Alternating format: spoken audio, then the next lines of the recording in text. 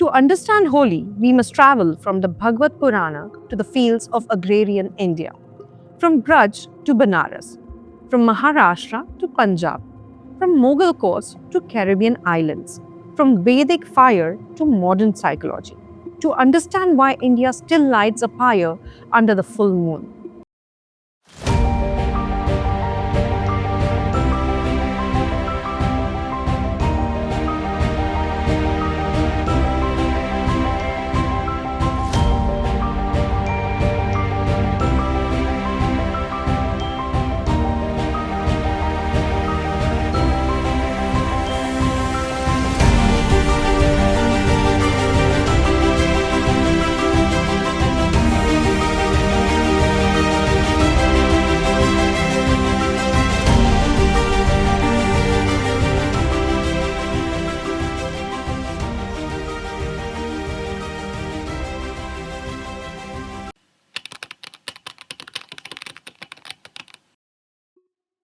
Before color touched the sky, before drums shook temple courtyards, before laughter stained the air red and gold, there was a fire. And in that fire sat a child. Holi does not begin with color. Holi begins with conviction. It begins in a palace ruled by ego. It begins in scripture. It begins in agricultural memory. It begins in psychological release. Holi is not merely a festival, it is a civilizational mechanism of balance. To understand Holi, we must travel from the Bhagavad Purana to the fields of agrarian India, from Braj to Banaras, from Maharashtra to Punjab, from Mughal courts to Caribbean islands, from Vedic fire to modern psychology, to understand why India still lights a fire under the full moon. Let us enter the palace described in the Bhagavad Purana, Skanda 7, and also referenced in the Vishnu Purana. Hiranyakashipu, the Asura king, performed tapasya so intense that Brahma granted him a near impossible boon. He would not die by man or beast, not inside or outside, not during day or night, not by weapon, not on earth and not in the sky. And this is not mythology alone, it is a psychological archetype. Power without humility becomes tyranny. Hiranyakashipu declared himself supreme and demanded worship, but his son Prahlad refused, not with rebellion, but remembrance. In anger, Hiranyakashipu asked, "Who protects you?" And Prahlada replied calmly, "The same one that protects you. My Vishnu, the creator of you, me, and everyone." The king's rage deepened. "Where is this Vishnu?" he demanded. Prahlada answered with unshaken clarity, "He is everywhere." The Bhagavad Purana describes Prahlad absorbed in the mantra, Om Namo Bhagavate Sri Vasudevaya. His devotion was not momentary emotion, it was steady alignment. Hiranyakashipu tried to break him. He poisoned Prahlada. He threw him from cliffs. He ordered him trampled by elephants. He locked him in darkness. He attempted every cruelty power could command. And yet Prahlada remembered his Vishnu. Finally, Holika entered the scene. She possessed a boon protecting her from fire. She sat in the flames with Prahlada in her lap as the fire was lit. The crowd watched. The flames rose, but fire obeys dharma. Holika burned. Prahlada survived. This night became Holika Dahan. Yet, the fire of Holi is older than this narrative. Scholars note that spring fire rituals existed in ancient agrarian India long before Puranic codification. At the end of winter, crop residue was burned. Fields were cleared. It marked seasonal reset. Myth fused with ritual and fire became moral theatre.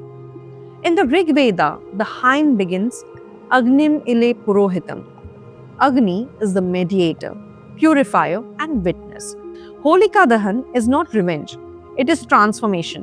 It symbolizes burning ego, false identity, suppressed negativity, and karmic residue.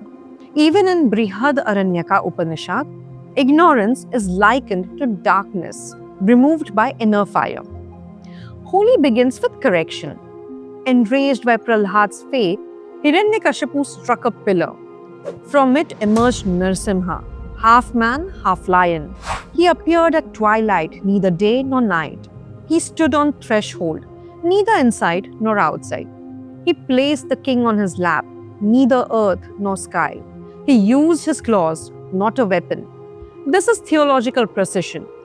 As echoed later in the Bhagavad Gita, chapter 4, verse 7, whenever dharma declines, correction manifests. Narsimha is not rage. Narsimha is structural balance.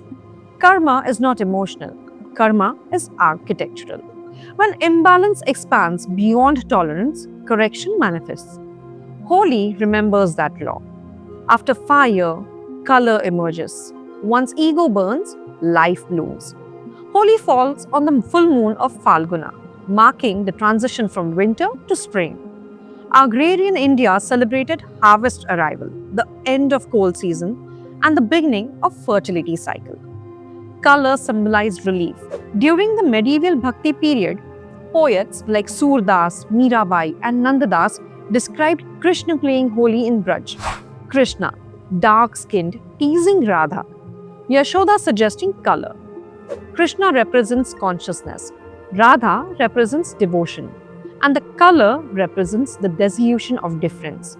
Ranga means color, but it also means emotion. Holi becomes aesthetic theology. Historically, Holi layered itself across time. In the Vedic period between 1500 and 500 BCE, there is no direct mention of Holi by the name in the Rig Veda. However, spring fire rituals were common. Agricultural communities burned crop residue. Agni was invoked for purification and seasonal reset. Rig Veda establishes this ritual culture and later becomes Holika Dahan. By the early classical period, around the 4th to 7th century, inscriptions from the Gupta era mention Holika and spring festivities. References appear later in Puranic compilations such as the Narada Purana, the Bhavishya Purana. By this time, Holika Dahan is clearly associated with the Prahlad narrative. During the medieval Bhakti period from the 14th to 17th century, color play becomes central. Surdas, Mirabai, and Nandadas embed Krishna's Holi in devotional poetry. Color transforms from folk celebrations into theological metaphor. In the Mughal era from the 16th to 18th century, court paintings depict Holi. Akbar reportedly played Holi with Rajput queens. Jahangir's memoirs describe festivities. It was even referred to as Eid-e-Gulabi, the festival of roses, showing Holi's social integrative power. Traditionally, Holi unfolds over 2 days.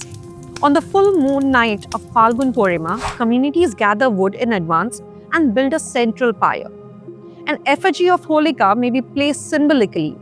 Women perform parikrama, grains such as wheat and barley are offered into the fire. The next morning, ash from the fire is collected. In rural Maharashtra, Gujarat, and Rajasthan, that ash is applied to the forehead as purification. The symbolism is clear: burning ego, offering the old harvest, and invoking seasonal purification. The second day is Rangavali Holi, and also called Dhulivandar or Dhulendi.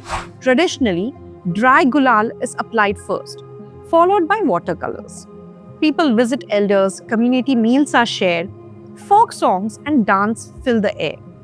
Originally, colors were herbal: tesu or palash flowers, turmeric, sandalwood, beetroot extract. Water was drawn from wells or rivers. Across India, Holi expresses regional character. In Uttar Pradesh's Braj region, particularly Barsana and Nandgaon, Latmar Holi evolved during the 15th and 16th century. Men from Nandgaon arrive in Barsana, and women symbolically strike them with lathis while men shield themselves. Hori songs are sung continuously near Radharani Temple and Nand Bhavan.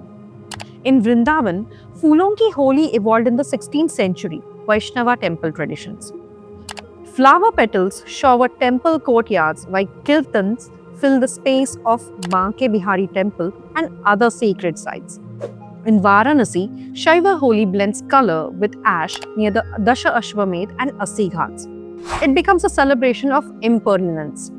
In Maharashtra, Holika Dahan is followed by Dhuli Vandan. Elders are visited, gulal is applied lightly, and Puran Poli is shared. In Konkan villages, ash is again applied for purification. In Punjab, Hola Mohalla, founded in 1701 by Guru Gobind Singh at the Anandpur Sahib, emphasizes martial readiness, mock battles, Gatka martial arts, religious discourse, and community langar. In West Bengal, Rabindranath Tagore reshaped Holi into Basant Utsav in the early 20th century at Shantiniketan, marked by yellow attire, Rabindra Sangeet, poetry readings, and dry gulal. In Gujarat, Dhuleti involves community dances and temple gatherings. In Goa, Shigmo reflects pre-Holi tribal spring festivals with parades and agricultural thanksgiving.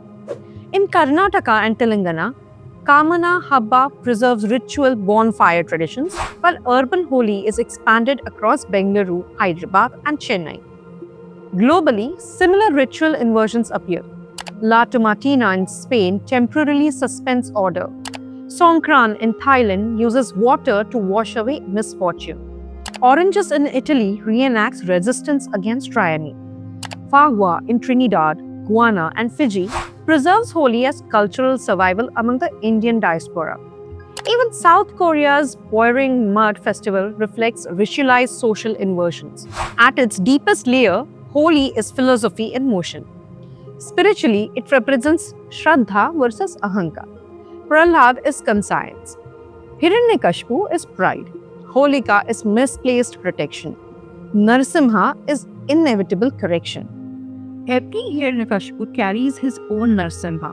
Psychologically, Holi creates collective catharsis. Titles disappear, status blurs, distance dissolves, laughter becomes therapy. Holika Dahan becomes symbolic closure. Physiologically, Holi aligns with Ayurveda. Late winter accumulates kapha. Spring requires activation, sun exposure, herbal powders like palash and turmeric, neem's antimicrobial properties, and water stimulation recalibrate the body. Holi was Ayurveda in disguise. Socially, Holi suspends hierarchy.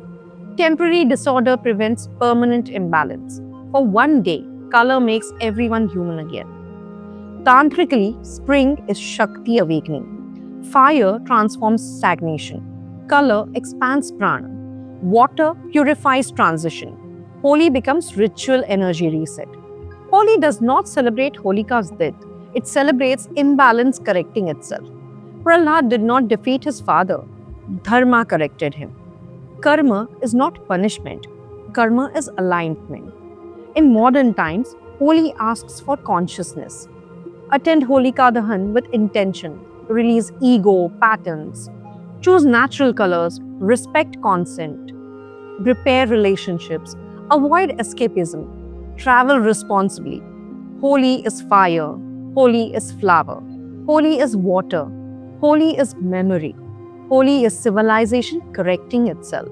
It begins with burning arrogance. It blooms into color that dissolves difference. It flows through water that purifies transition. It ends in laughter that restores community. And every year, under the full moon of Falguna, civilization remembers how to reset itself.